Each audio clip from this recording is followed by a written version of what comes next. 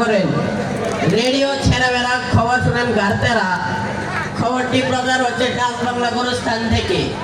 খবর পড়ছি আমি শিক্ষিত বাপের একমাত্র শিক্ষিত সন্তান শাহেদ আলী কাবর ওরফে টেগুর টেগুর।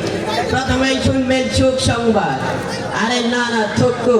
প্রথমেই শিরোনাম, যাত্রাবাড়ি মাছের আড়ত থেকে এক প্রতিবন্ধী মুরগি পলাতক। খুলনা নির্বাচনের কারণে উত্তাল খালবিল। আটলান্টিক মহাসাগর থেকে প্রশান্ত মহাসাগরে লকডাউন। করোনার ভ্যাকসিন না দিতে পারায় 2 কাইল্লা বিপ্রার আত্মহত্যা। ইন্না লিল্লাহি ওয়া ইন্না ইলাইহি রাজিউন। এবারে শুনবেন বিস্তারিত। প্রথমেই আপনারা শুনবেন ভাটিয়ালি কাওয়ালি হিন্দি 5 মিশালি ডগা খিচুড়ি গান। এ গির গির গির গির গির কি জানি কইল, উত্তর বাড়ির খালা আর দক্ষিণ বাড়ির খালা, তাড়াতাড়ি উঠে ভালা, বাইরে কেউ ডাকে আলু খাইয়া জানা রে, সমসমা সমসম। এবারে শুনবেন আবল তাবল খবর। টাঙ্গাইল মাছের আড়ত থেকে প্রতিবন্ধী মুরগি হারিয়ে গেছে। তার পরনে ছিল তেলাপোকা কালারের ছায়া আর জিলাপি কালারের ব্লাউজ।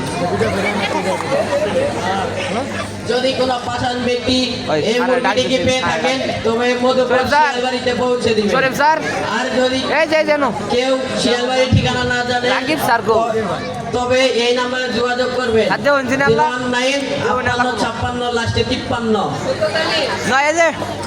নির্বাচনের কারণে উত্তাল খালবিল। বিলের মধ্যে থাকা ব্যাংক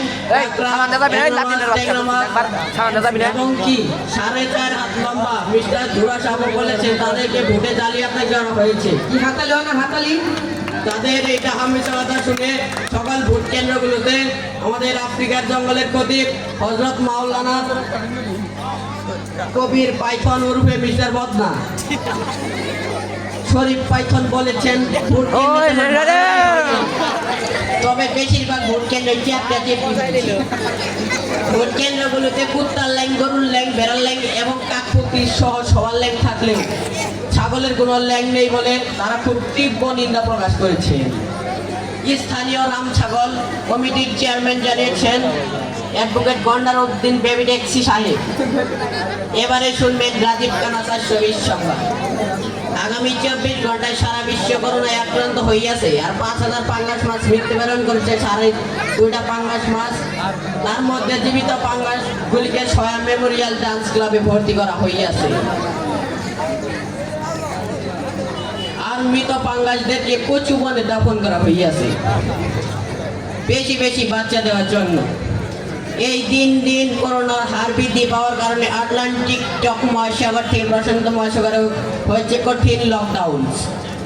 প্রতিবন্ধী ঘোষণার মধ্য দিয়ে যদি কোনো লাল তিমি কিংবা নীল তিমি কিংবা হাঙ্গর ডাঙ্গর পানির উপরে উঠে লাফালাফি করে তবে তাদেরকে 52টি চ্যাংগাবাড়ি দেওয়া হবে। কঠিন নির্দেশ দেওয়া হয়েছে। এবারে শুনবেন খাবারের খনির খবর। এদিকে সিরাজগঞ্জের সিরাজ সাহেবের বাথরুমের নিচ থেকে রসগোল্লার খনির সন্ধান পাওয়া গেছে।